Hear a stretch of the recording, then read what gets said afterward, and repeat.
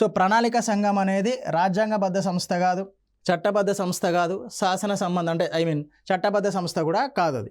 So రాజ్యాంగబద్ధ సంస్థ అంటే మనం ఏదైతే రాజ్యాంగంలో పేర్కొంటామో సో వాటిని రాజ్యాంగబద్ధ సంస్థలు అని చెప్పేసి అనుకుంటాం. కాగుంది, సో కాగును రాజ్యాంగంలో పేర్కొన్నారు, ఇది రాజ్యాంగబద్ధ సంస్థ.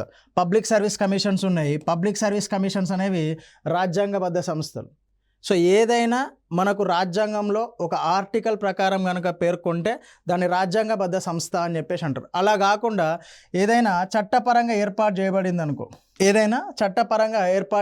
అనుకోండి, దాన్ని చట్టబద్ధ సంస్థలు అని చెప్పేసి చెప్పడం జరుగుతుంది. ఓకే, సో ఏదైనా ఒకటి చట్టం అంటే పార్లమెంటు చట్టం తీసుకొచ్చి సో దీన్ని ఏర్పాటు చేసింది అనుకోండి, ఏదైనా ఒక సంస్థను ఏర్పాటు చేసింది అనుకోండి, సో వాటిని స్టాట్యుటరీ బాడీస్ చట్టబద్ధ సంస్థలుగా పేర్కొనడం జరుగుతుంది. సో ఇక్కడ నుంచి క్వశ్చన్ ఏ విధంగా అడుగుతాడు అంటే సేమ్ అండి, ప్రణాళిక సంఘం అనేది అని చెప్పేసి అంటాడు.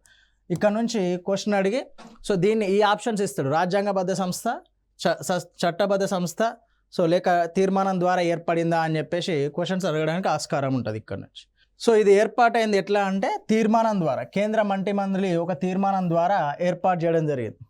అందుకోసమే అది చట్టబద్ధ రాజ్యాంగబద్ధ సంస్థగా మనం పేర్కొనడం.